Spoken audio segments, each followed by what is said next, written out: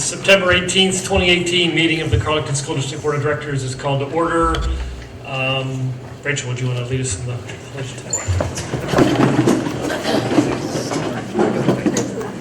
I pledge allegiance to the flag of the United States of America and to the republic for which it stands, one nation, under God, indivisible, with liberty and justice for all.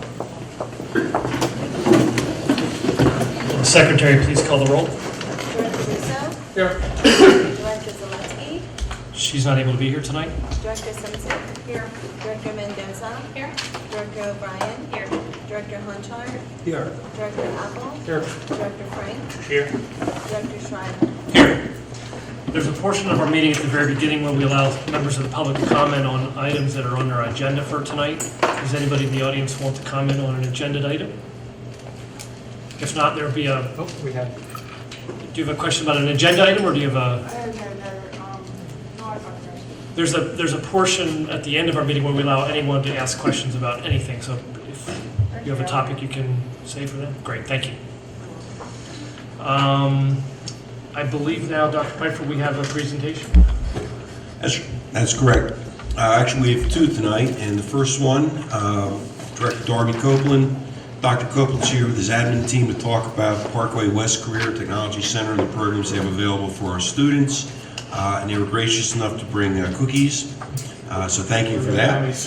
And I'll turn it over to you, Dr. Copeland. Thank you, Dr. Pfeiffer. Good evening. I'd like to thank the board and Dr. Pfeiffer for letting us come out and take a little bit of your time tonight to talk to you a little bit about Parkway West and some of the great things that are happening there for Carlynton kids and all the kids that are part of our luncheon. I have with me what I refer to as my left and right arm, Brock Snedeker, who's our assistant director and principal, and Dr. Fred McGivern, who's our assistant principal. And we're each going to take a few slides, and then at the end, we'll take any questions that you may have. At your place where you're sitting, there's a folder with some information about Parkway West, some of which we'll talk about tonight. And we would be remiss if we didn't bring some delicious treats from our culinary arts program, so we hope you enjoy those. So, next slide. We just want to start with just a couple fast facts that I think bear mentioning. 41% of high school graduates in Pennsylvania earn a 4-year degree in 6 years, 41%. We have no idea where the other 59% are. And what's even scarier is nobody's looking for them. If that were any other thing, we would have mass search parties looking if we lost 59% of the population. Focused resources on opportunity occupations, predominantly high priority occupations. Reflection report from the Allegheny Conference. Only 33% of jobs nationwide require a bachelor's degree. When you think of that, what percentage of high school seniors go off to a 4-year to college? 97%, 98%, some places even higher. Yet only 33% of the jobs require a 4-year degree. Student loan debt, $620 billion more than credit card debt. 44.2 million Americans have 1.44 trillion in U.S. student loan debt. It's an epidemic, folks. And I would challenge any of you if we go out to dinner with your families who have a young person waiting on you, ask them where they went to college, and when they tell you, ask them how many other folks are working there because they can't find a job that they went to school for. We have so many folks with unemployable undergraduate degrees. If you look at the community college of Allegheny County, pretty big community college in the Commonwealth. Well over a third of their enrollment are folks with bachelor's and master's degrees coming back to get skills so that they can get a job. Often those skills just started at a place like Parkway West. So please understand, we are not anti-college. To be highly successful in any one of our 14 career majors, students really do need to go on for some additional training, whether it be a community college level or a technical college. But most do not need to go to a 4-year Harvard or Yale type of institution to be highly successful. Next one. Dr. or Mr. Snedeker? Good evening, everybody. I'm Brock Snedeker. I'm the principal of Parkway West Career Technology Center. I just want to echo some things Darby said. I work and Fred works close with Mike and Rachel. They're your admin team here at high school. they do a great job and, respond to any problems that occur. I just want to thank you guys for having us out to brag a little bit about Parkway. On the screen here, you'll see our 14 career majors. I'm not going to kind of read down the career majors that we have. I just want to point out in our cosmetology program, the ones with the little hyphens there, those are programs that are one-year programs that are embedded inside the career majors that we have at Parkway. So in case a kid comes their senior year and can't complete the cosmetology program, can't complete the 400 hours that they need to complete to get the cosmetology license, they can take a nail technician one-year program and receive a certification in that as well. And you'll notice also in our health assistant program where we have a pharmacy tech, we also have a phlebotomy class, which is a one-year program that they can also take if they happen to come just their senior year.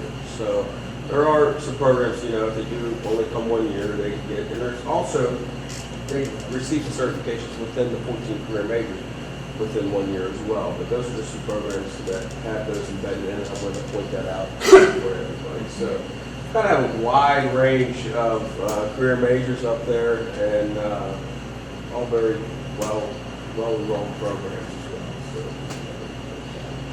well. So, just some Parkway facts is we are now the largest CTC in Allegheny County. Just a few years ago, we were not the largest, obviously, but we are now.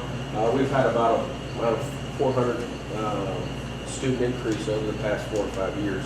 So just some things that we're doing at the school, obviously, schools are noticing and sending more students to our schools. So, which ultimately, if we're the largest CTC in the county, we have the lowest possible student in Allegheny County, which ultimately receive, sends back on the districts to where the lower cost that the districts are paying as well. Just some provided services that we have that we provide to the community at Parkway.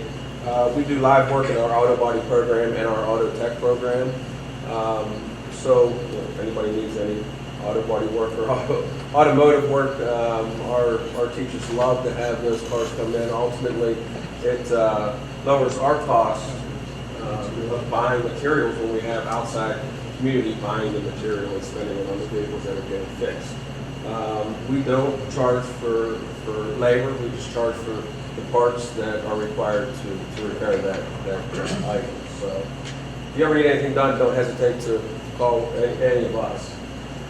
We also have a culinary arts program is open to the public typically on every Wednesday, Thursday. We serve around about 100 community members a day that come in. We have a buffet style that the kids prepare. It's $7, all you can eat and drink. It's a great price for it's great food. So if you ever get a chance, come out either on a Wednesday or Thursday, and Rachel's been there. We have lobster. Just saying. Yeah, so it's definitely Fantastic. right, and ultimately, by preparing this food for the community, selling to the community, it lowers our cost for the food because we buying the food anyway for the kids to prepare and work with. So making that and serve the community, it's good for all. So we also have a food store that's open at the same time on Wednesday and Thursday where you can buy pastries, meats, salads, breads. They usually have a bunch of different things that you can purchase as well in the food store. They're very low cost. So. In our cosmetology program, we also are open to the public on Tuesdays and Fridays by appointment.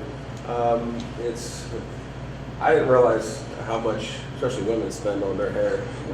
I don't have much hair left anyway, but I think it's $2 or $3 for a haircut, and it's $8 for a dye. I think somewhere around there. Don't quote me on that, but it's very cheap from what I know my wife spends on her hair and when she goes out and gets it done. So if you ever want to come out, and those are the students that are in the program that have and supply with the community are our fourth-year students. They're getting ready to graduate and need the experience and are been in the program, having 1,200 hours just about done. So if you ever need anything done as far as a haircut or dye or nails done or anything like that, feel free to make an appointment on Tuesdays and Fridays. We also have a vet tech program that we've started, I guess like 4th or 5th year that program's been started. We have 128 kids in that program. It's now our largest program in the school.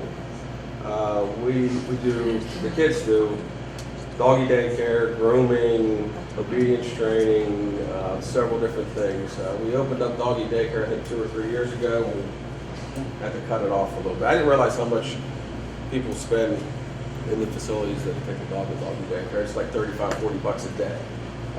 So we opened that at our school. It's a couple dollars a day. You can bring your dog out, leave your dog, pick them up before you go home, which I think our time ends at like 2:30 before the kids leave. So those services are available at a very reduced cost as well. All of our academic courses, we have 5 different academic courses that we provide students at Parkway. They are now all NCAA accredited. So if you have any students that are worried about going to a D1 school for a scholarship,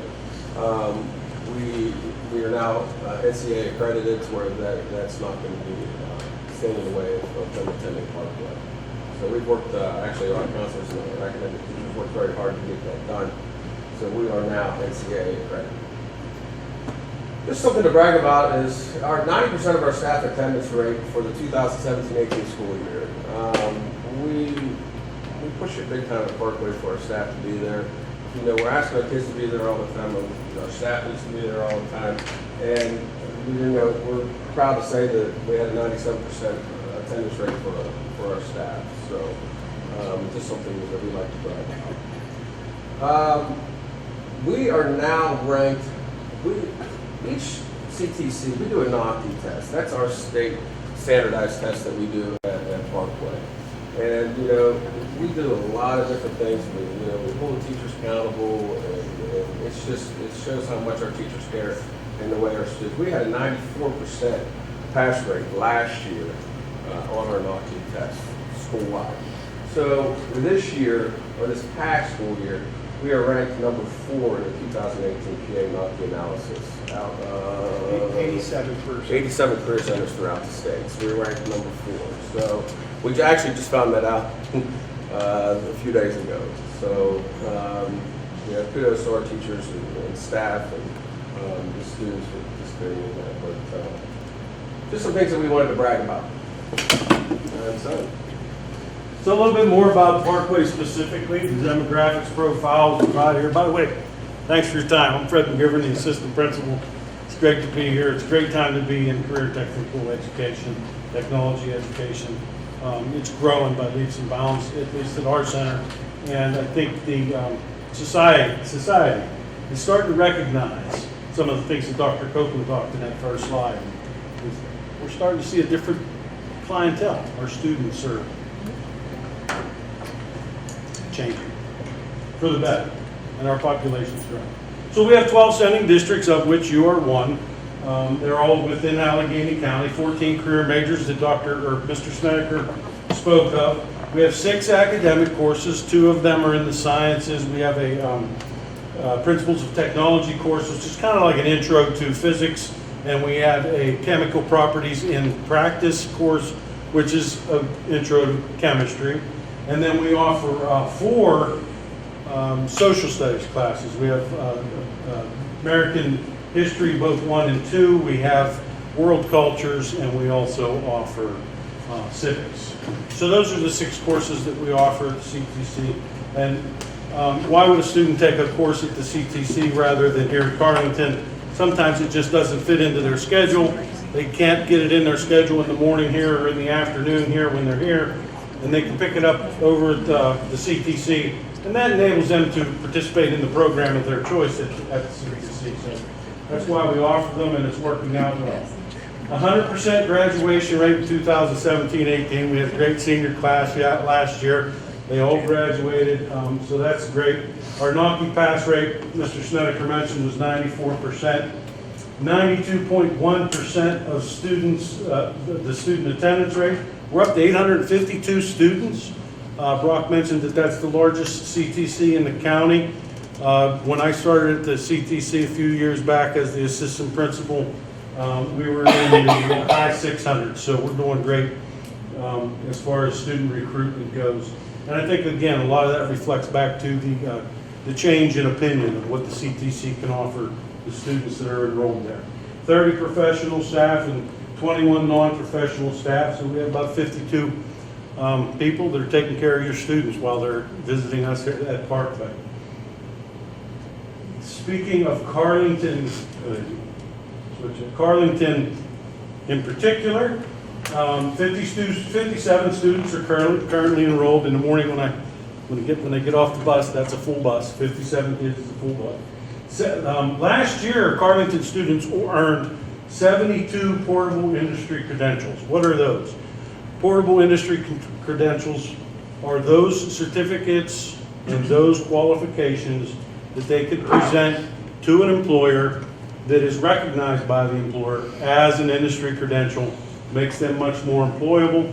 And if they go on to a post-secondary institution, sometimes because they have certain certifications, there's some classes that they don't have to take in order to get more qualified into their freshman year. So 72 of those earned by only Carlynton students. And last year, the NOCCI pass rate for your students here at Carlynton was 100%, and 12 of them were advanced, 2 of them were competent. So it's great to have your kids at Parkway. They're doing good things out there, and it shows in the outcomes of what they're producing. Dr. Copeland has a few more things, and then we'll be out of your way. But seriously, thanks for allowing us the time to talk to you today. So I just wanted to share with you a couple of things that are on the horizon for us that we're going to see in the very near future. We're looking at a potential diesel technology program for next year. This is something that we've been working on for a couple of years. Very expensive start. We've been kind of squirreling away a few dollars so we can get it off the ground. So I expect that our board will be approving that in the very near future. It will be a 15-year major offering.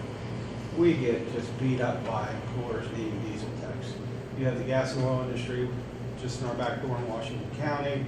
You have all the car dealerships, the light-duty trucks, the cars, and so much going on with diesel. So we're really looking forward to getting that program off the ground and adding it into our automotive department.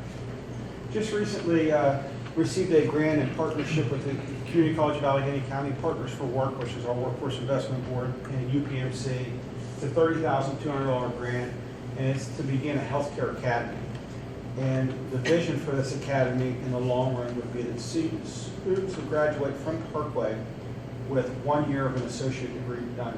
So it basically would be all the core classes necessary for any one of the 30 career opportunities that CCAC has. Some are degrees, some are certificate programs. So that's going to start, it started Monday actually. Kids with medical terminology, in the next class it's going to be the entry-level biology class. All costs are covered by the grant, and we hope to kind of expand this as we go forward. I would love to see every one of our programs have an option like this before I retire. I don't know if I'll get there, but it's really how it ought to be.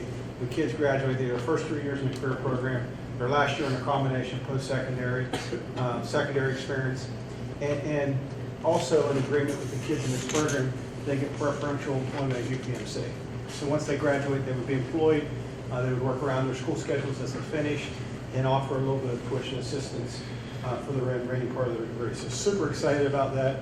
Been chasing this for seems like forever, and it finally came around. So we're very pleased about that. Just received a career pipeline grant. This is from the WIP board. This is going to allow us to invite teachers from the home districts to come out to tour Parkway. It will cover sub-cost, any cost involved with that. It will also help offset the cost of our summer career exploration camps, as well as some of the activities we do with your middle school and late elementary kids. So big help there to get both of those grants. We also received a $30,000 grant from Duquesne Light to build a smart house. So as we talked about this, the biggest rave out there is mini houses. You see them everywhere. So we're going to build a mini smart house. It's going to be on a trailer foundation. We'll use it for a while and we'll eventually sell it off and then build another one, because what's smart today is dumb a year from now because there's new technology. But really give the kids an opportunity to work with some really high-end, off-the-grid types of things. Real excited about that, and that's just now starting. It'll probably take us about a year to get that done. So real excited about that. Proof that you can take the superintendent out of Carlynton, but you can't take the Carlynton out of the superintendent. Dr. Piper and I are going later this year. We've been asked to present at the Andre Learning Conference on private-public partnerships solving real-world problems through innovation design. We have a partnership with the Energy Innovation Center in Pittsburgh with Parkway. And with that, we team up pairs of Parkway kids with pairs of kids from different districts. And the Carlynton students worked on a project which has come full circle, which was our windmill project.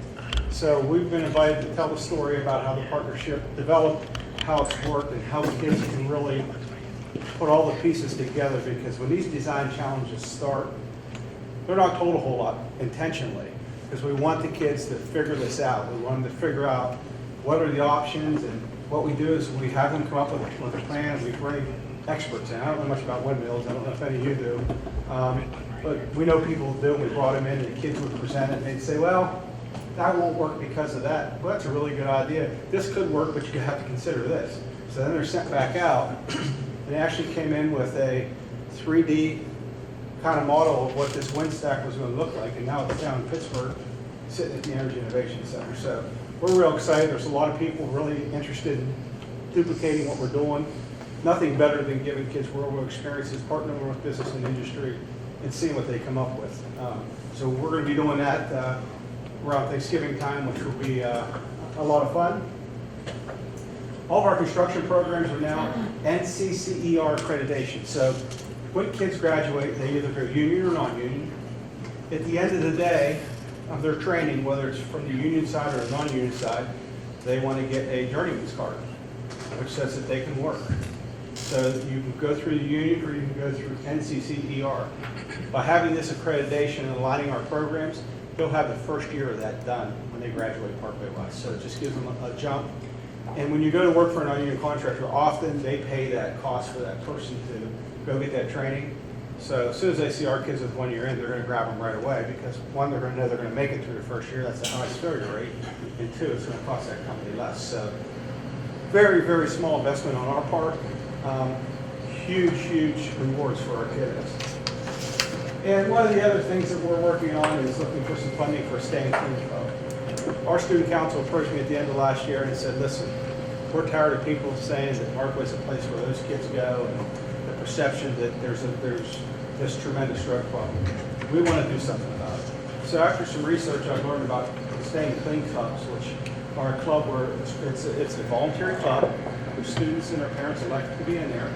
They get drug tested when they come in. There's a random drug test or two during a year.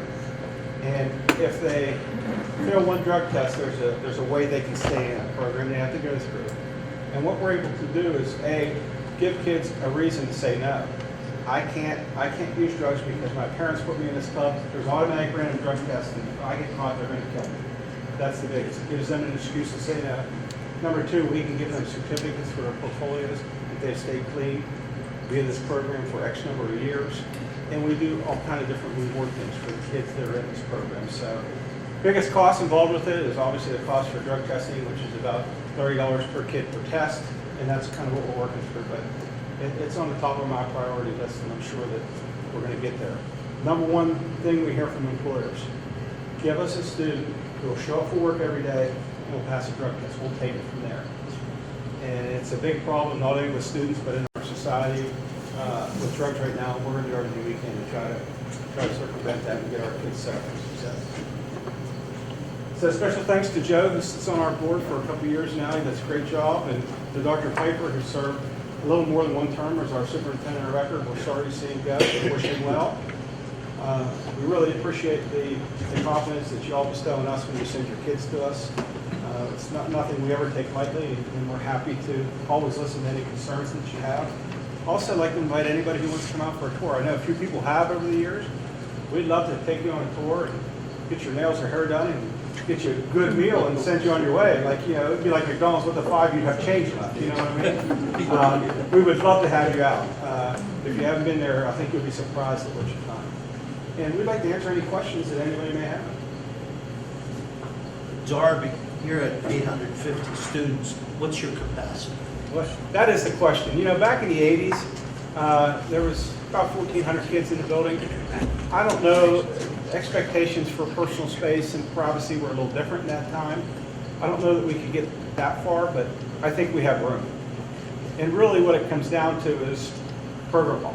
We don't have one program doesn't have good enrollment. So you can only put so many bodies in an area at one time.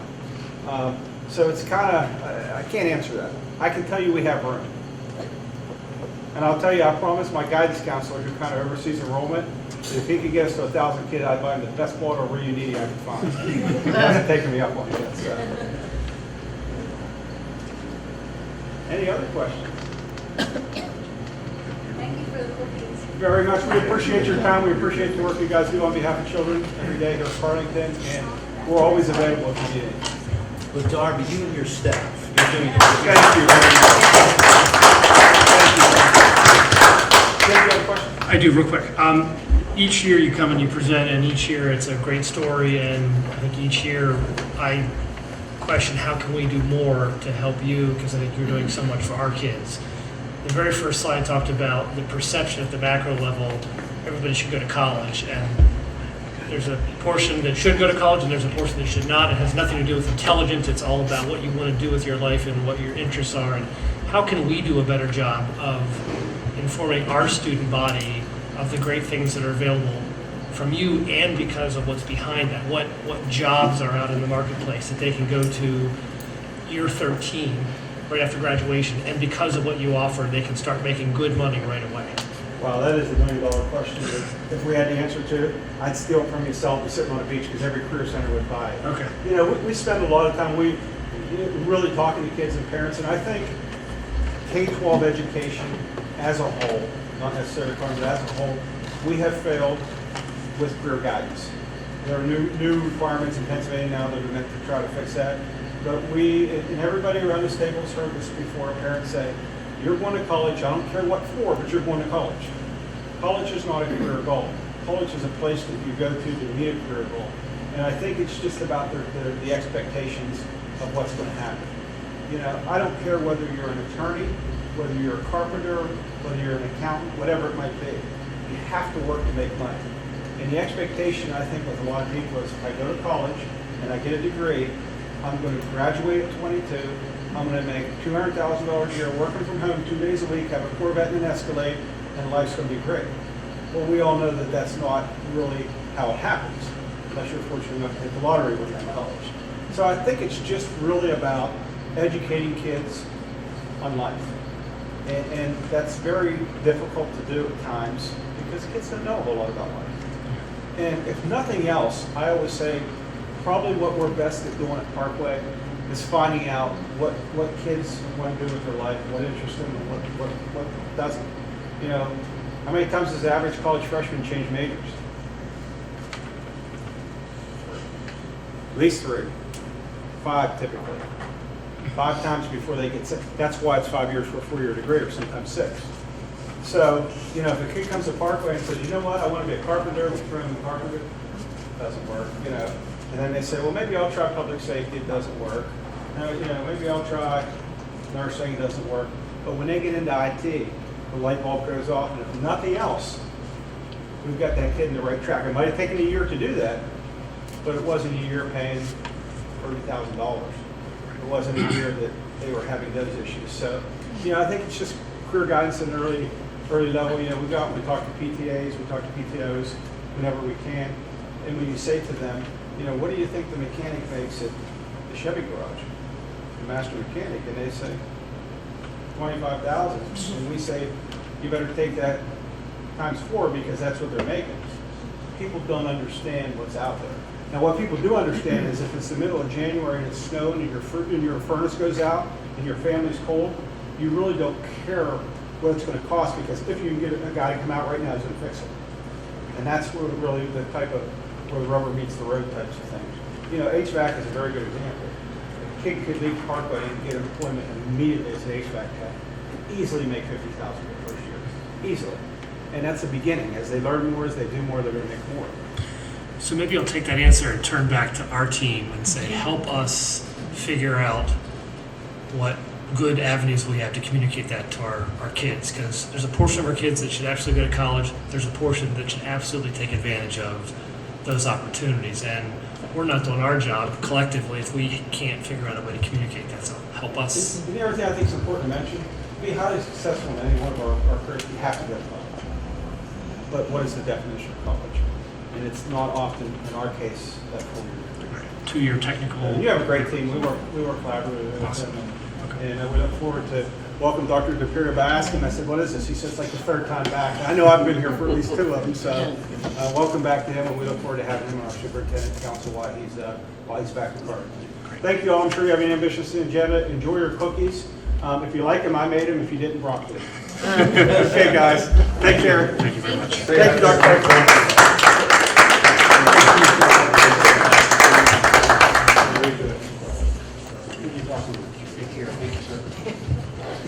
Okay, next up, we'd like Director Simsick to talk a little bit about the Fluid Power Challenge. I'm actually going to talk to you about 2 things. There are 2 opportunities for our district to connect with the community.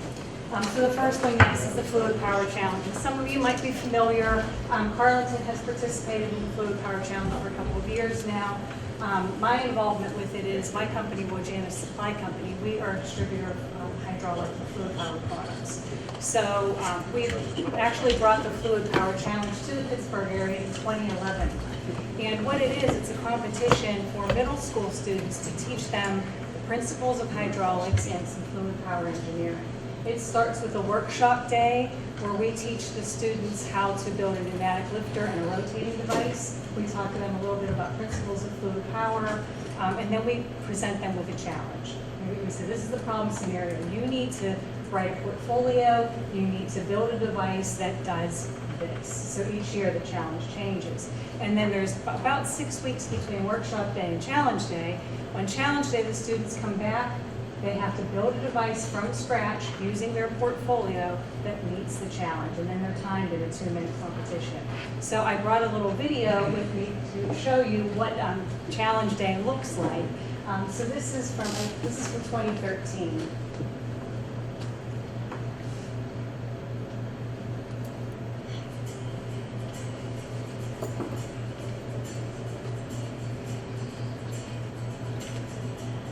When we started the challenge, our first year we had 14 teams. Last year we had 38 teams in 2 districts. We don't get these kind of options. So we can encourage other students to do this.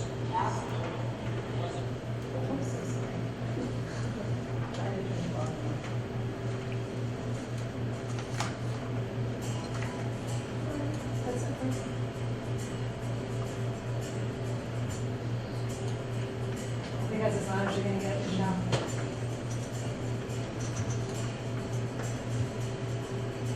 Yeah, so again, last year we had 38 teams in what we call the Allegheny Challenge, and then there was also Fayette Challenge. We don't get these kind of options. We would. We do provide the students with all the tools and materials they need for the yes. It's a lot different than most competitions, especially with the fact that we can't imitate anything we build in public school here. We have to build everything here by ourselves, no mentors, no teachers, no nothing. We have to do it all on our own right here.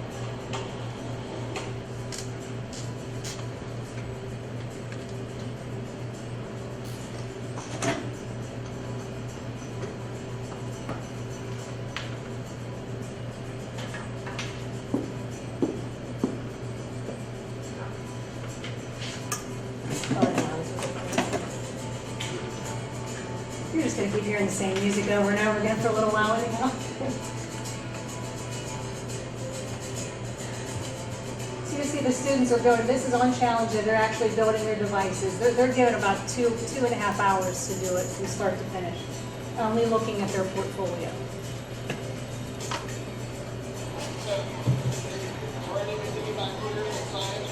We really try to target girls to participate in this.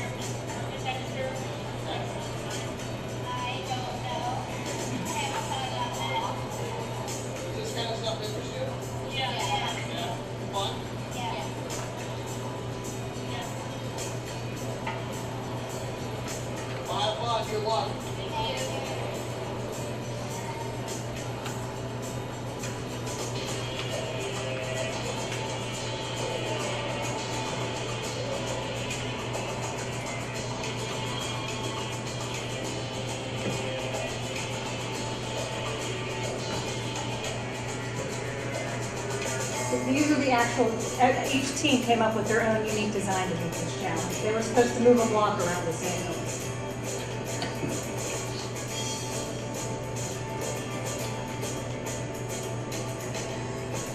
You can see all the unique designs they come up with.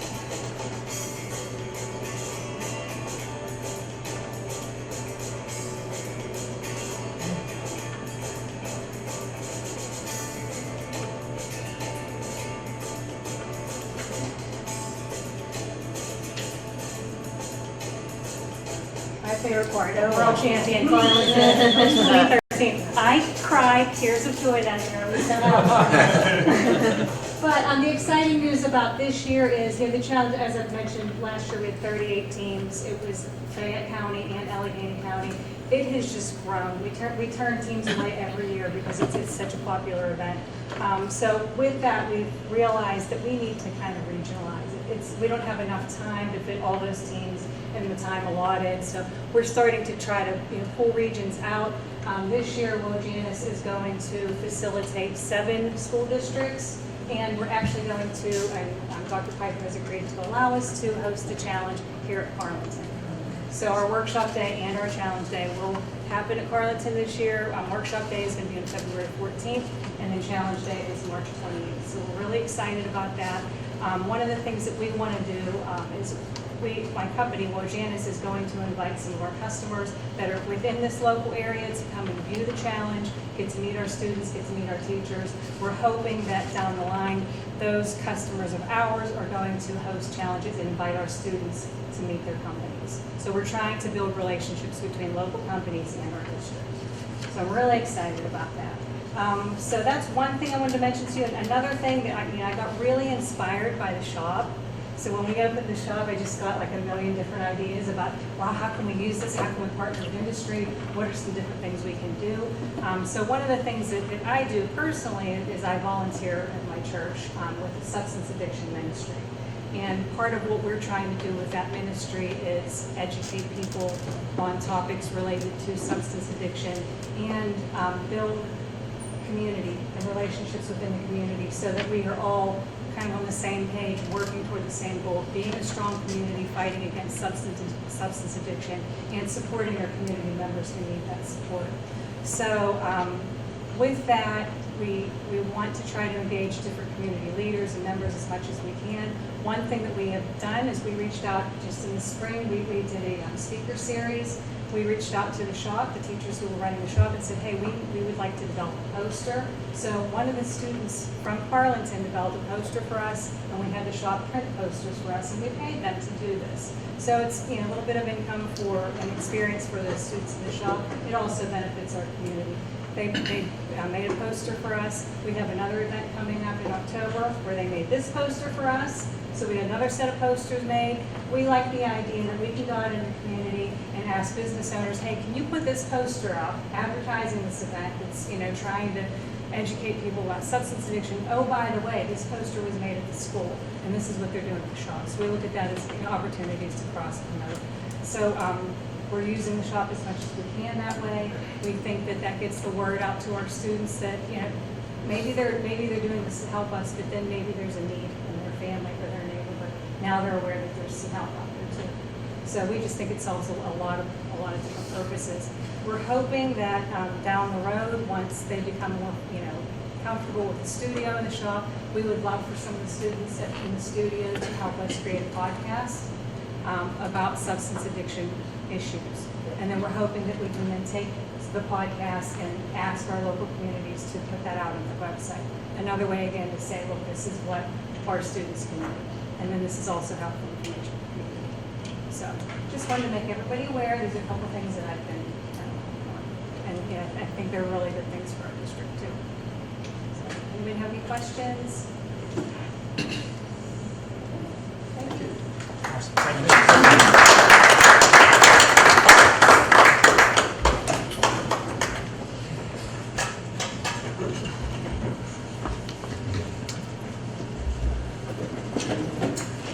Gary, you're good with special presentations? Yes, that's correct. All right.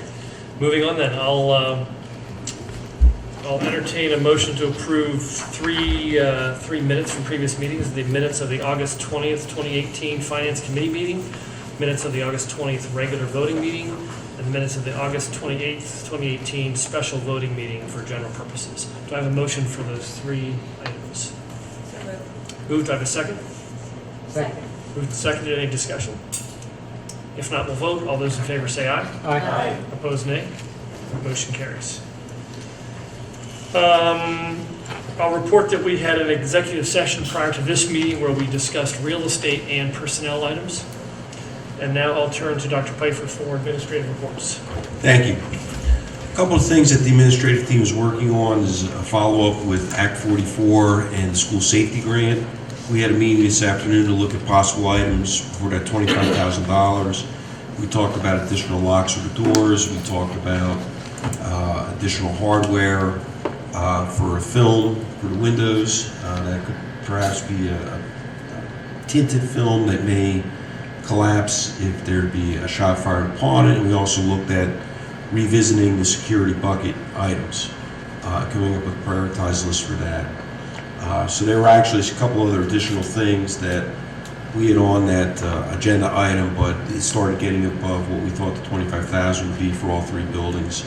As you know, Mike Lochran is the school safety and security coordinator for that act, and he's going to be going around to the buildings, talking with the 2 elementary principals, and looking at the facilities there to see what their needs are, as well as talking with Dennis to get some measurements and start getting some pricing for that grant. In addition to that, one of the things that's coming out is a Future Ready preview, Future Ready Index preview. One of the things that's going to be different is how to calculate attendance, because before they'd only calculated unexcused absences and illegal absences against schools. Now it appears they're going to be calculating all absences, vacations, excused absences, and go with kids out of their seat time. You get to 18 absences, I believe then it's considered a chronic absence, and there's repercussions for that. So that's going to be something that we have to take a look at, because again, it's going to catch people off guard, because people are used to being able to take a 5 days excused absence on a family trip, excused absence for a college visit, excused absence for a sick day. You know, they're all going to count. Out of school suspension. So that's going to be something I think that's going to come back to the legislature, because I think people are going to be up in arms about it. Speaking about the legislature, there's a lot of things that are sort of in limbo in the House. And the reason I reckon this is we're talking about budgetary time. You know, these are going to affect some of our planning moving into the 1920 budget.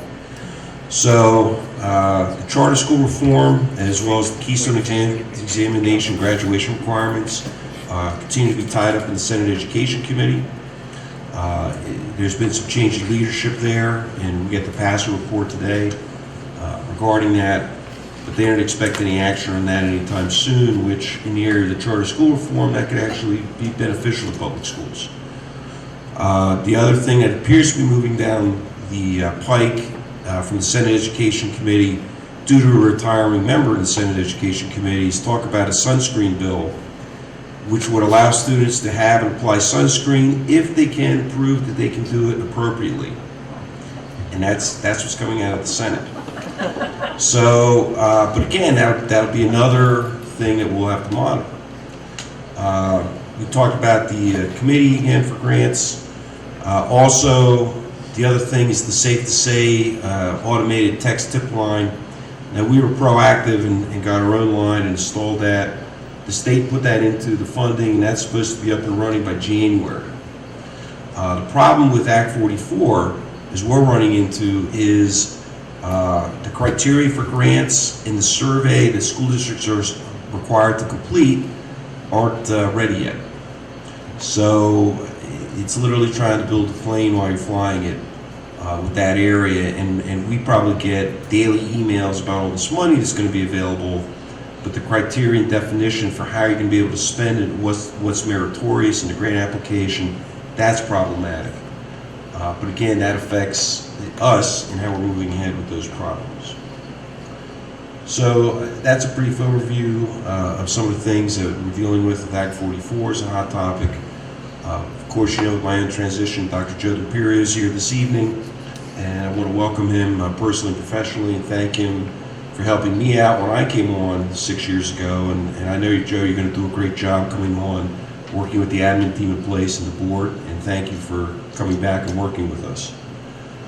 Having said that, I'd like to ask Mr. Juswick, is there anything additional you want to add for the business department? I think we wrapped things and covered maybe one, two, and I hit two on the finance. Okay. I'd like to go, Joe, Rodella, there are a lot of times we haven't gotten to you, but I want to give you an opportunity. I very much appreciate that, particularly since you were kind enough to schedule it on National IT Professionals Day. It was in the plan. It was in the plan. That's where it put To be honest, an Italian guy walks in and sees that many people in suits, I get nervous. But IT Professionals Day, I do want to take a second to make sure you understand the tremendous contributions we get from the people that work for me. You were kind enough to allow us to add a position of systems administrator this year, and we moved Angie Zanone into that position. She's done a fabulous job, and she doesn't come at this from a position of tremendous education. She's just smart and works hard and figures things out, and she's been a blessing to this school and this district. And Angie Kniff and Kathy Farrow do a fine job in the elementary schools as well. So on IT Professionals Day, I want to thank them for all their efforts. As to what we've been doing, this is my first year transitioning the school into, from the summer and into school, and it's been an eye-opener for me. It's been a little bit bumpy in some cases, but in terms of Angie and I figuring out how to get from point A to point B, we've learned a lot. We will implement that and put that into our plans for next summer, and I believe it'll be a lot smoother. There's been a lot of work in terms of just opening the school with everybody having a new computer, with curriculum and assessment, preparation of software and things of that nature. So we're learning a lot and we're getting through it. We recently had a recycling company come and get about 2,500 pounds of old technology equipment that was just hanging around here. There are no more tube TVs in this district near as I can tell. And those are difficult to get rid of. You go ahead and try that at home. It's not simple. So we kind of got fortunate in that we had enough stuff of value that they would take the stuff of negative value as well. So we kind of got that out of the way. As I told you in the summer, we were planning to, with the help and really the driving force of Tony Lynn Jackson, to put the morning announcements on YouTube, and that has started and is proceeding rather well. And if I didn't send you a link to that, I'll try to remember to do that so you can tune in every morning and watch live announcements if you like. In terms of planning for our go forward, we'll be putting together our plans for next summer as we get into later in this semester. And one of the things I wanted to bring that up is there's continuous talk about E-rate and whether or not that's a program that will continue. Of course, the vendors are going to come and tell us that that's not going to continue because they want to suspend everything we have right now. But we do have $125,000 of available E-rate money.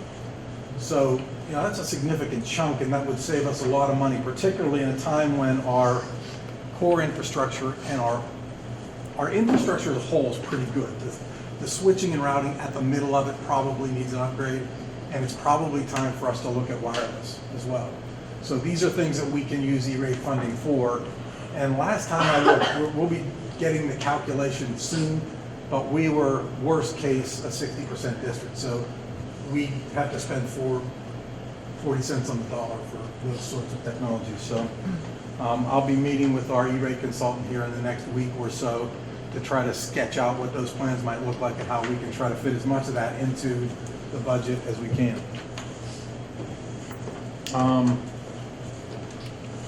That's most of what I wanted you to know, except for we continue to look for opportunities. One of my goals is to standardize classroom technology. And as much as I want to do that, I don't feel like it's I shouldn't have the right to just tell the teachers how they're going to teach and how they're going to. So Mr. Mantic has promised to help me get in front of teachers to discuss how we can standardize as much as we can, because obviously the English teacher and the chemistry teacher have different needs. So that's one of the projects we'll be taking on going forward. So that's kind of, and I wanted you to know that around this time last year, we started to lose our phone system on a fairly regular basis. Dr. Pfeiffer will remember the money we had to spend to route our calls somewhere else for about 3 weeks, so that we'd have a phone system, because the infrastructure from the phone company was substandard, and our copper that was sitting in crushed conduits on a hillside was getting wet every time it rained, and we'd lose the phone system. So with Dr. Pfeiffer's permission and assistance, we've swapped that over to fiber. And I shudder to think what would have happened in the last several weeks had we not taken that step, because we haven't had a phone. We're in good shape. So that's what I have for you. If you have any questions for me, if not, I'll go back to my books. One quick comment. You talked about having a rough start at the beginning of the year, potentially. Bumpy, thank you. The good news is that I don't think any of us heard about any of that, and I don't know if the staff... My fellow administrators are pretty nice. Okay. So as a team, you guys figured it out, so... We're still figuring it out. But the good news is everybody's got an oar in the water, and we'll figure it out. Fantastic. Thank you. I'd like to move on now to Mr. McDade. Good evening. I want to give everyone an update on our Act 39 project. We're about 90% completed here. Everything has gone relatively pretty well with the project. Today we had the rooftop 11, which is the new pool pack, had to start up on that today. So the pool should be up and running within 2 days after I heat the water up. So that was good news. The boilers are scheduled to be started up Wednesday on the 26th. It's the startup date for the new boilers. The control system is about 3 weeks away to be completed, so I can have complete control of all the new equipment. The main breakers, the swap out of the main breakers, we'd like to do that in October. That's going to be a Saturday shutdown every Saturday in October. So I'm trying to work out with the staff in the building, the set build people, to try and work around it, because it's going to be about a 16-hour shutdown every Saturday. So I'm trying to see if we can work that in the schedule to get the new breakers put into the switchgear. The electrical rebates, worked on that today with Train, and roughly about $42,000 in rebate money coming back to the district with the upgrades in the LED lighting here. And like I said, the project has gone relatively well. No change orders, like they said to us. We had some significant duct work that needed to be replaced on the outside of this building that they didn't catch. And normally in a project that would have probably cost the district about $100,000, and we didn't have to pay a nickel for it because that was their guarantee. If they missed it, it was on their nickel. So that was a good thing about the whole project. Up here at the high school, any questions on the project itself as we're going forward here? Good. Up here at the high school, one thing that we looked at during that process was the roof. We have had some leaks in the roof from the recent rain. I got TMR roofing company that has done the roof repairs up here before coming on here next week. I'd like to get them out here this week. I'm not sure if they can make it, but to do some repairs in the auditorium wing and in the gym hallway. So get those repaired and hopefully button the building back up as far as the roof goes. At Carnegie, during the summer, we had a leak at the Carnegie, the new roof there. The warranty company came out. I was very dissatisfied with the repair job, what they did. The insulation is bubbled up underneath the rubber repair, so I've complained to them. Carlisle's coming back up, now sending a different company to repair the repair to make it satisfactory to me, because I do not like the repair that they did. I thought it was very shoddy repair work. They told me that the insulation wasn't covered under the warranty, and I would have liked to have known that before they closed the insulation up, or I would have made a decision to put new insulation in there. So they're coming back out to fix that for us. At Carnegie also, with all the recent rain, the back retaining wall has fallen over. where the garden is down below the ground there. So we're gonna have to get in there, dig that out, reset that wall here within the next month and a half or so before winter comes. And then also at Carnegie, there's a sinkhole. A sinkhole has developed by where we have the recycling bin in the back of the building there. So I've talked to Chief Hatcher, we're gonna work up a plan whether just to fill with gravel or with asphalt, but we're gonna get that repaired once again before winter sets in. Dennis, how big is your sinkhole? And it's not a very big one. It's probably only about 4 feet deep, and it's not real wide, but I don't want to let it get too far along before it gets any worse. About 4 feet deep, and just one little small area. So. You could lose a kid. We could stuff a kid down there. That's our goal. We don't want to lose any kids. Or Rachel. Or Rachel. Okay. Well, we don't want to lose Rachel or any kids out there. So my goal is to cover that, to close that hole up. Cover it with Rachel. And then at Carlynton Elementary School, the new equipment, the HVAC equipment there is failing on a significant rate. I've replaced several compressors up there. The compressors have been covered, but not the labor up there. I had the Daikin McQuay units up there, and I've had Daikin come out with a company called Havtech from Maryland to come out, and they put a monitoring box in the server room up there, but we're still having significant issues in that building. This year, we've already had a board go out, 2 compressors go out, and some other damage up there on the equipment for a total of $12,000 in bills up there, and that's with them covering the compressors.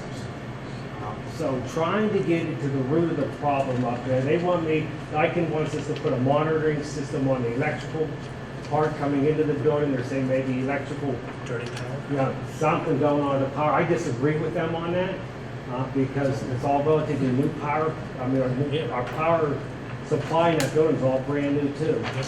So just want to let the board know that the issues going on in that building. Right now, I have a bill for $4,000 when the boards went bad in the one condenser unit up there, and I have an estimate for $8,000 for the additional repairs that are needed in a couple of the units up there.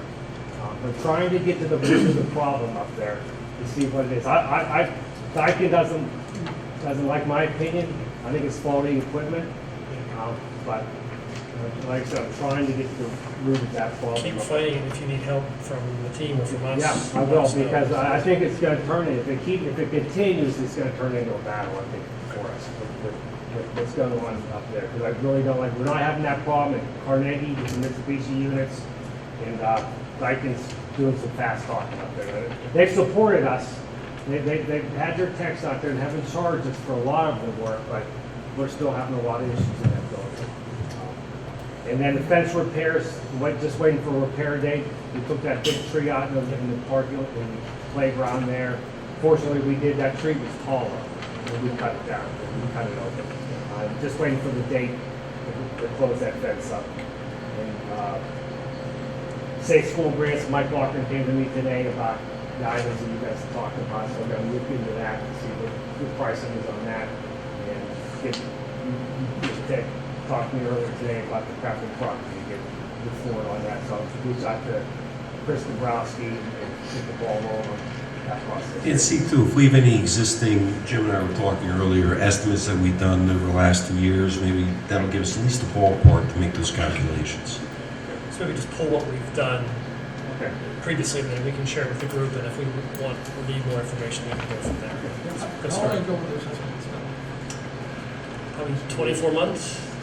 Yeah, I'd say within 2 years. Yeah. Would they still be? Valid Directionally. Yeah. I mean, they might give us a ballpark, a figure, with the base stuff on it. What I thought is, if nothing else, it gives us a starting point. If we think we need to refresh it or we want to go further, this gives us a point to I begin. guess my thought was just, let's just put it all out there and just get this one over. And that way we know, about understanding what I guess it's my, gonna cost. my thought was, before we put the staff through any effort, let's see what we have already and assess whether or not it's it's legit, and then we can go from there. Is that- If the board's comfortable with that, yeah. Dennis, can I ask you a quick question? With the controls that we have on for the temperature, how are those working compared to the old? I know with the switch gear, some of the ability to control the room temperature, how's that been working out so far? It seems like it's been nice. The guys have been balancing them the first couple of weeks of school.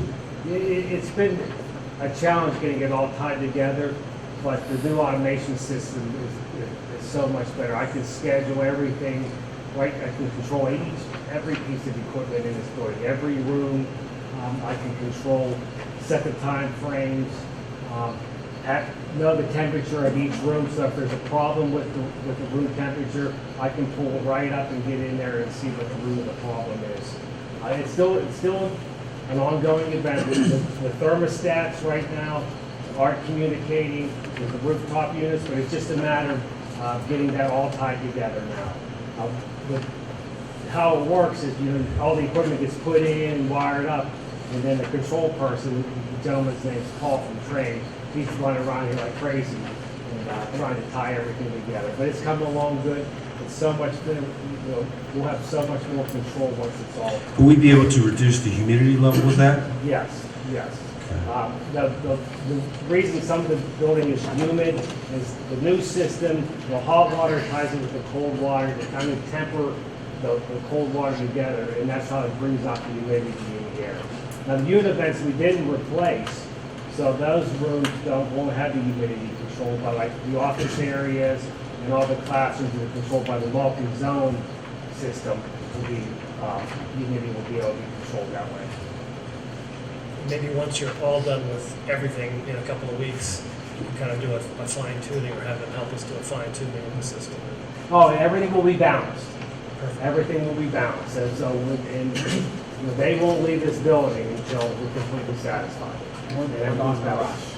And we're not in no rush, that's right, because we're collecting 5%. So I told Chris I'm gonna drag this out to December.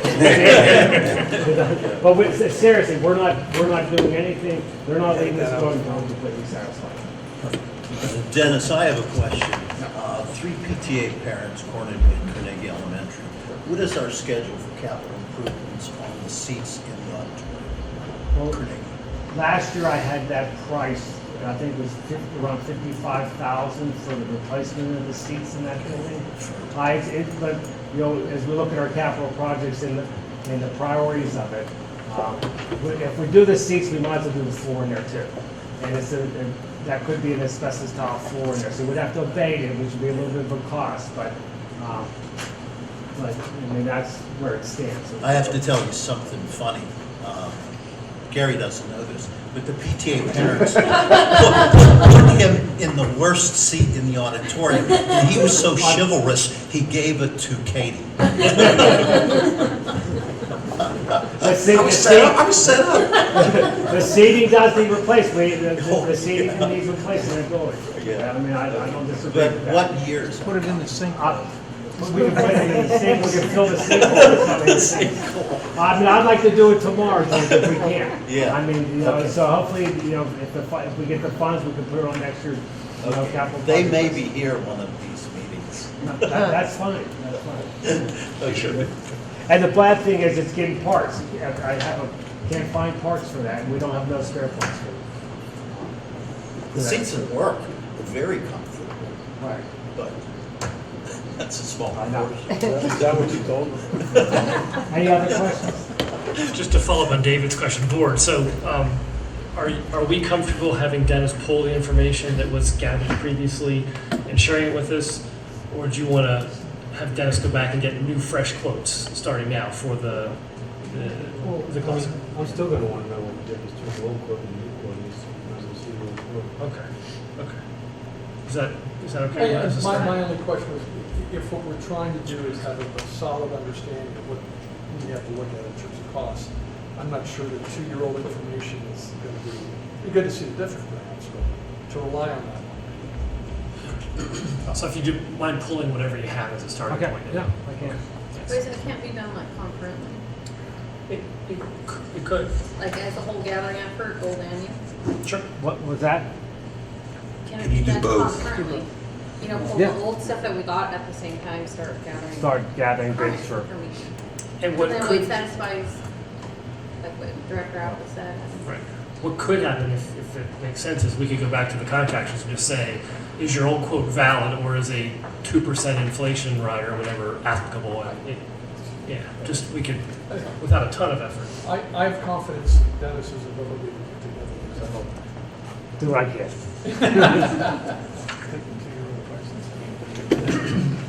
Okay, I'd like to go down to the principal reports and start off with Ms. Gattuso.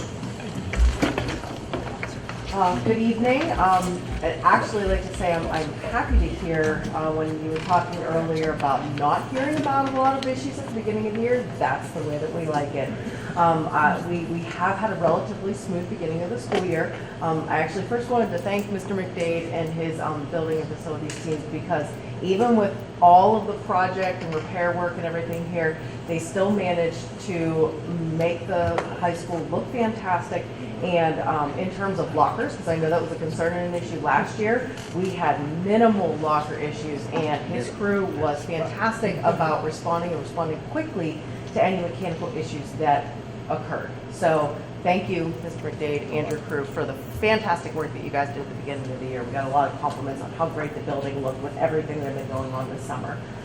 Additionally, schedules, as I mentioned at the last meeting, were done early. That gave us the opportunity to go back, double and triple check them, and make sure that every kid had a comprehensive schedule, minus those couple of late enrollments that we had coming right before the beginning of the year, so that all that the guidance counselors were working on at the beginning of the year were scheduled request changes. So I'd actually like to thank Steph Barnes and Scott Canty for their work all throughout the summer, coming in hours of the summer, doing conference calls with me during August to make sure that we were taking care of as much as we could, so that that was less stress on the kids when they walked through the door on that first day. A couple of things that have come up throughout this meeting had to do with different security options for updating our building and making our building more secure, and a lot of that actually came from our in-service that we had this past Friday. We were lucky enough to have Officer Brian and the new chief, Westwood, I believe his last name is, from Robinson Police Department come in and do an active shooter training with the whole district to start, but then also with our junior and senior high staff, because they report on incidents here.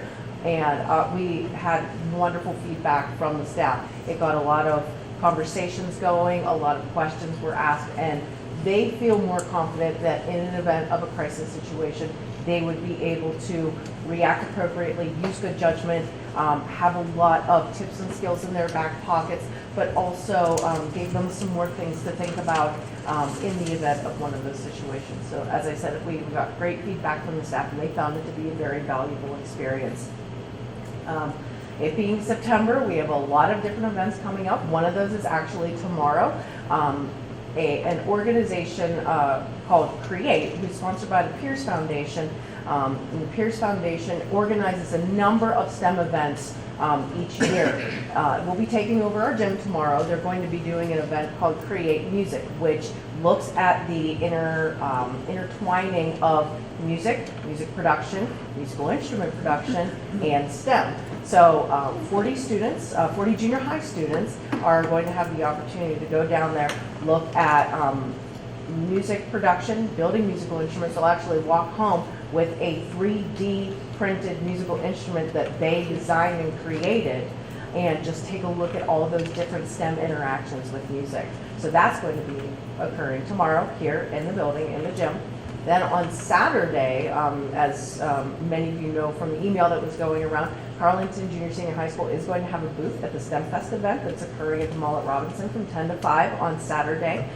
We have Mr. Stagel, Mrs. Fisher, and Ms. Nacera, who are going to be taking a couple of kids down there, and they are going to be demonstrating, but also teaching and working with other participants in that event to take a look at coding robots, driving the robots, coding finches, and also doing different design challenges with people that come through. So if you're available, there's actually been commercials about it on KDKA, so it looks like it's a pretty big event, and it used to be the Girls Rock Science event that used to take place out at Carnegie Science Center.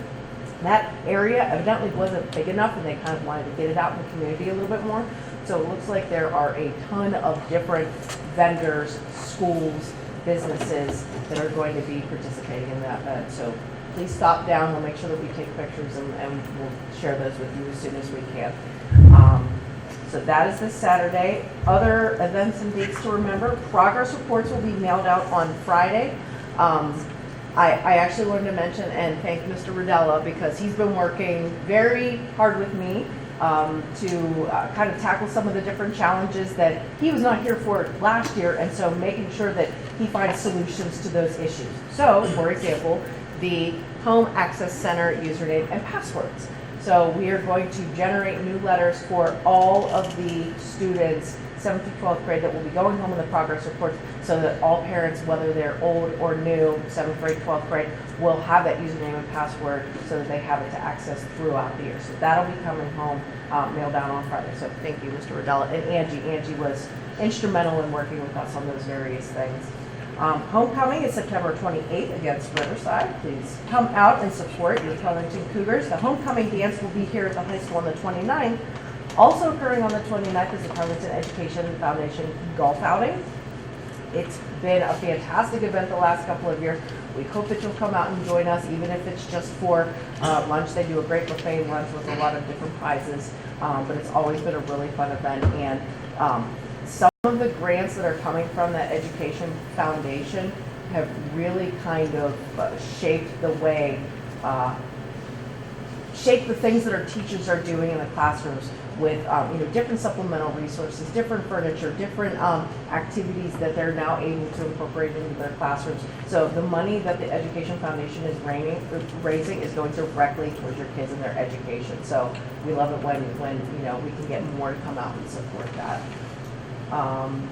Lastly, October 11th is the junior senior high school open house. It'll be from 7 to 9 again. And we will do that rotating schedule like we did last year. We got a lot of good feedback from that. So we're hoping to see you out there on October 11th as well. I'm going to talk really fast. I apologize. Any questions?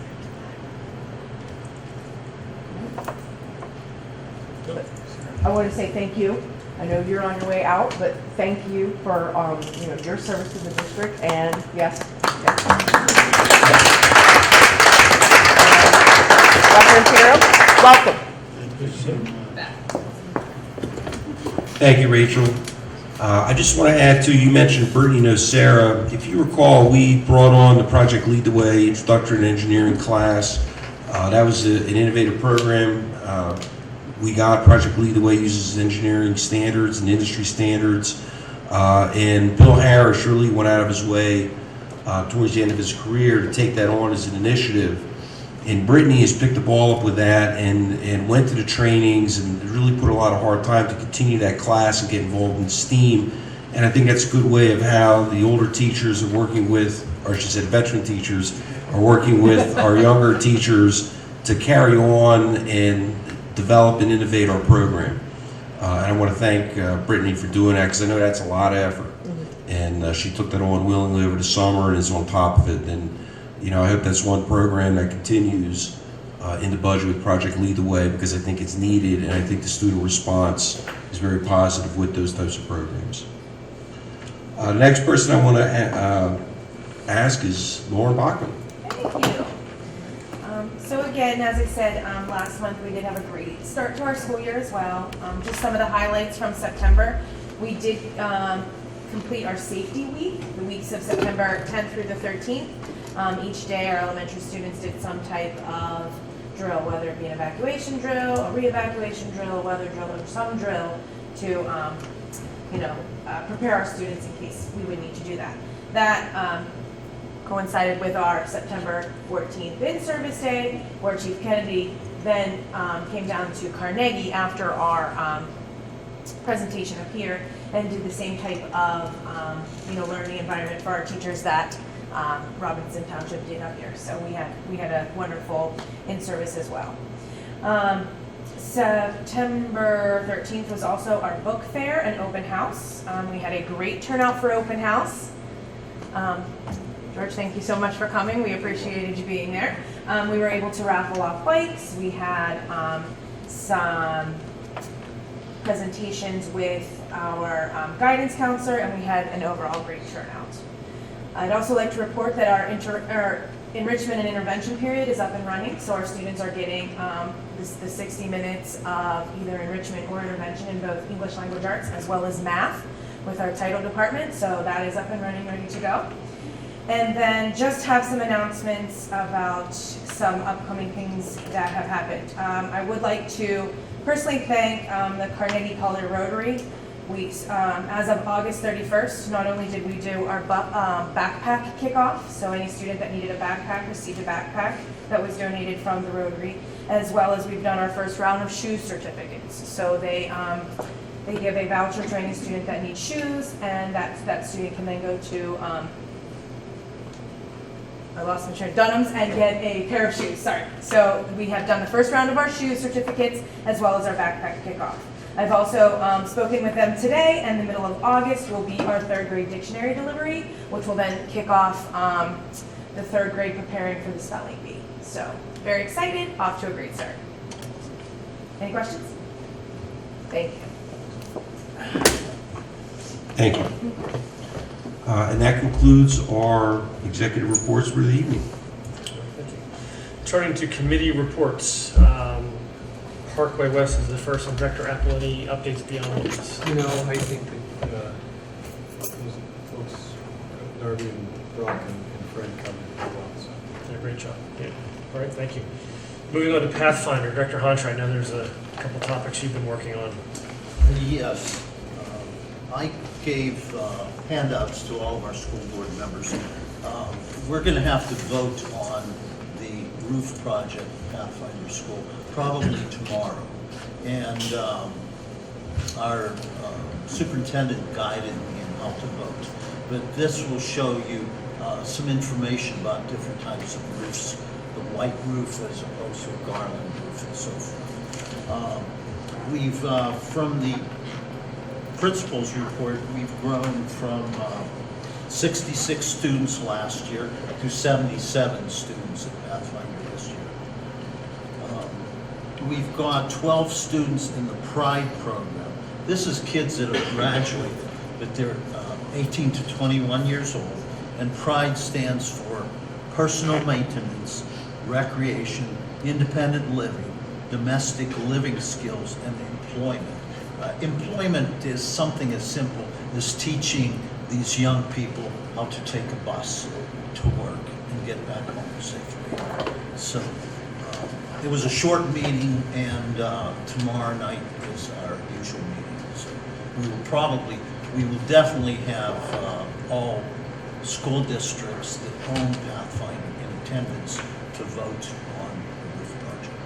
Thank you. George, how are you, with regard to the roof project, what is our vote? What do you said you instructed that? Okay, what is Gary our- advised me to vote for the roof. See, we're just 8% of the cost because we're 8% of the population. He did advise me to vote against the architect.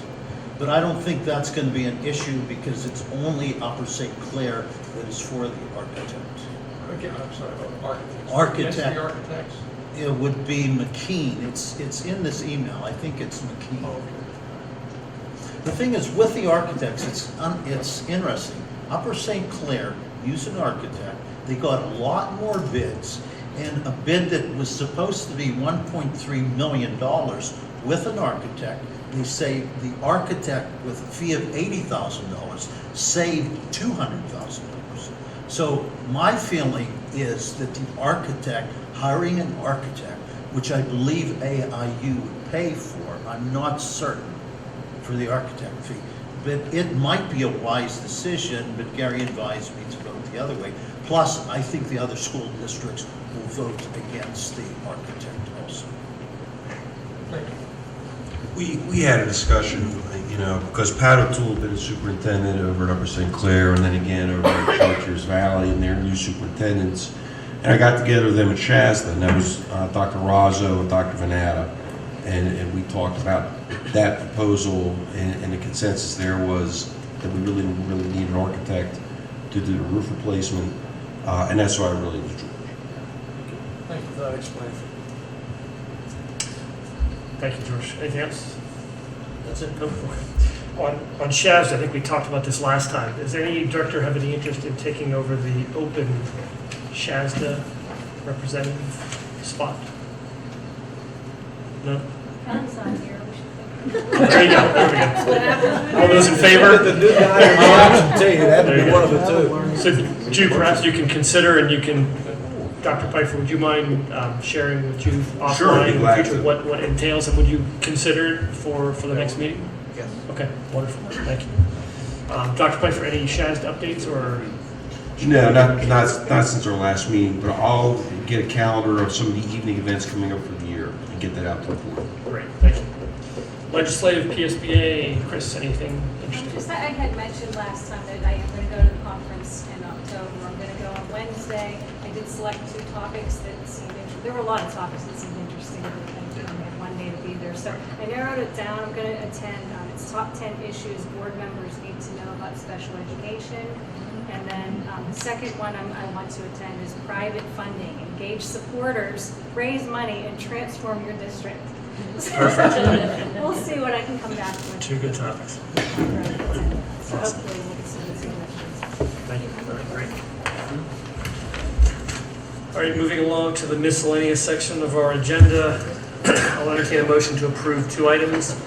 Number 1, the additions to the 2018-2019 conference and field trip requests as submitted. Number 2, the student accident insurance proposal as presented by Bollinger Specialty Group at no cost to the district. Do I have a motion for those 2 items? So moved. Moved. Do I have a second? Moved second. Any discussion? If not, we'll vote. All those in favor say aye. Aye. Opposed, nay. Motion carries. Section 2, Finance, I'll entertain a motion to approve 5 items. Number 1, the August 2018 bills in the amount of $561,716.20. Number 2, the Treasurer's Report for the month ending May 31st, 2018. Number 3, the Treasurer's Report for the month ending June 30th, 2018. Number 4, the August 2018 Athletic Fund Report with an ending balance of $14,000.60. And number 5, the August 2018 Activities Fund Report with an ending balance of $77,269.79. Do I have a motion for those 5 items? So moved. Moved, do I have a second? Second. Moved and seconded, any discussion? If not, we'll vote. All those in favor say aye. Aye. Opposed, nay.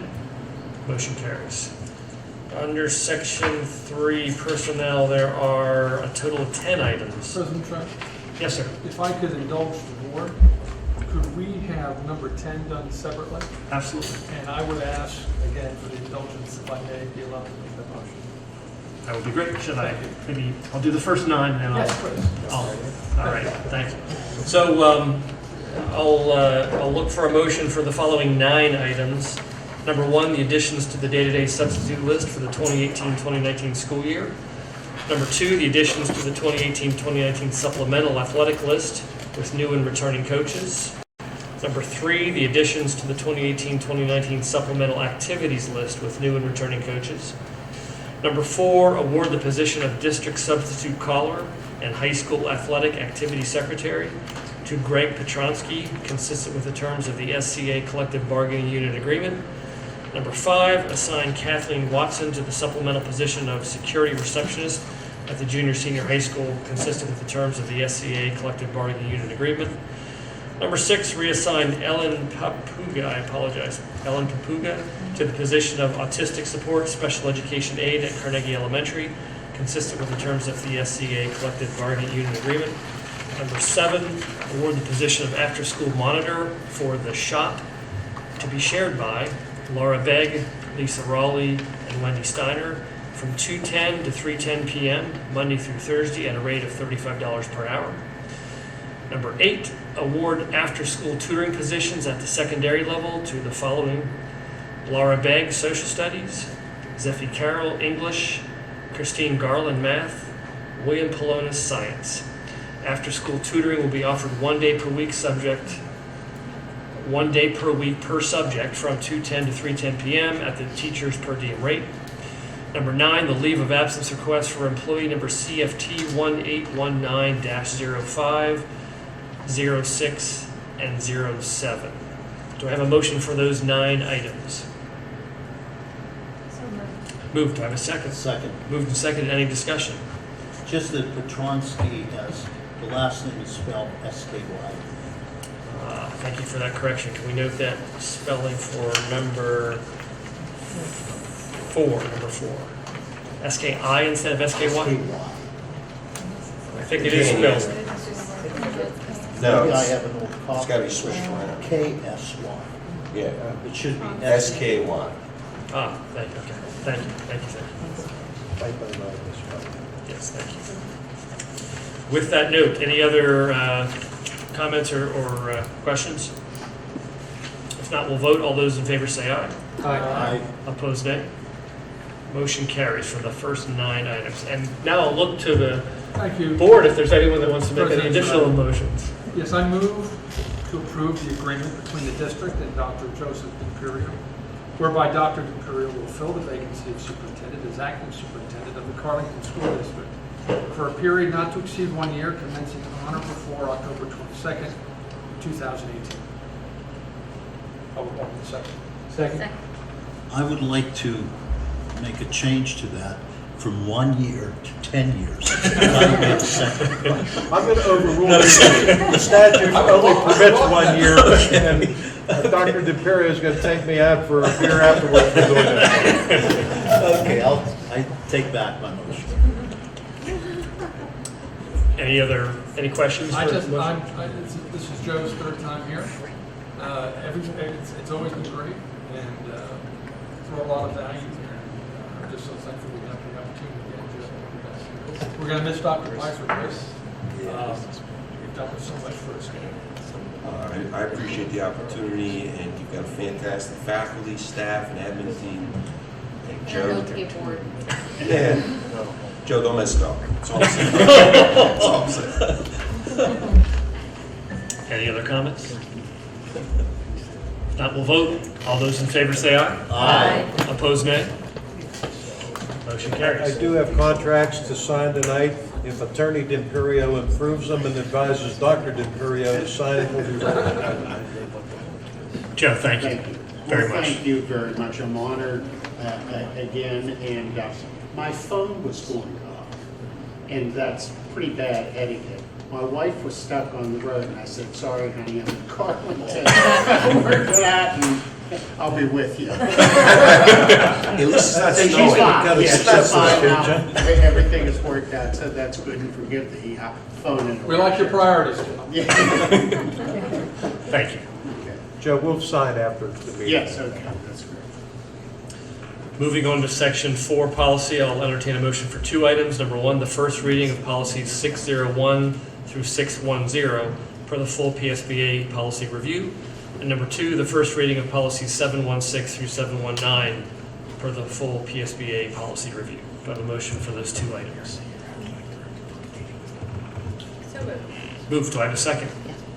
Second. Moved and seconded. Any discussion? If not, we'll vote. All those in favor say aye. Aye. Opposed, nay. Motion carries. Old business. Any director of any old business they would like to bring up tonight? Seeing no one, we'll look to new business. Any new business for directors? No? All right.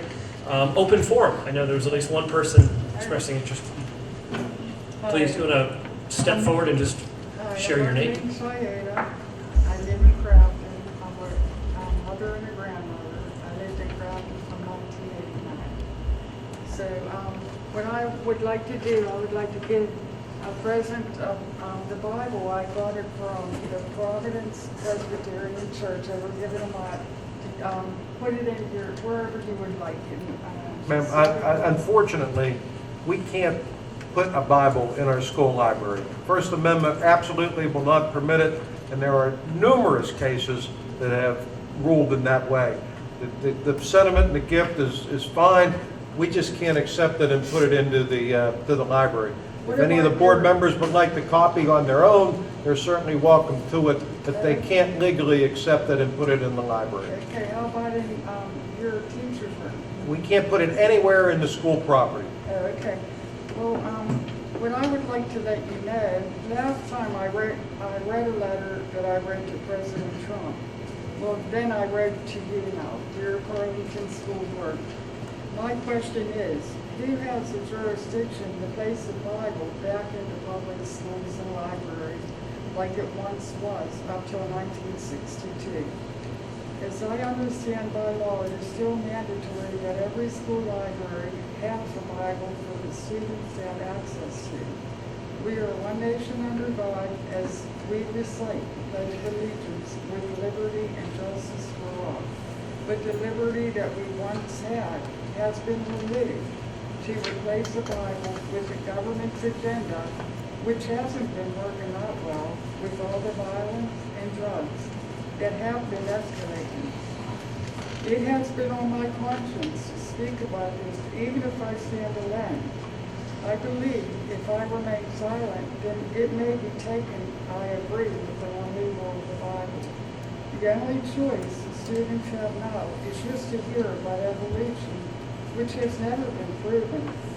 The students need to hear the other side. Our Creator made us in His own image, and He is all-powerful, all-knowing. He is ever-present and all-seeing. God is holy and has never sinned. And in His great love for us, He sent His Son to pay for all our sins. And all we have to do is receive His Son as our Savior. Our national motto is, "In God We Trust." And it is printed on our money as a reminder to us. We can choose to continue in our own strength, which is pride, and elevate people's opinion over the Word of God. Or we can choose to humble ourselves to God and ask Him for His wisdom, guidance, strength, and protection. Jesus said, "Let the little children come unto me." And that is my appeal to whoever is in charge, that can allow the children to hear God's love.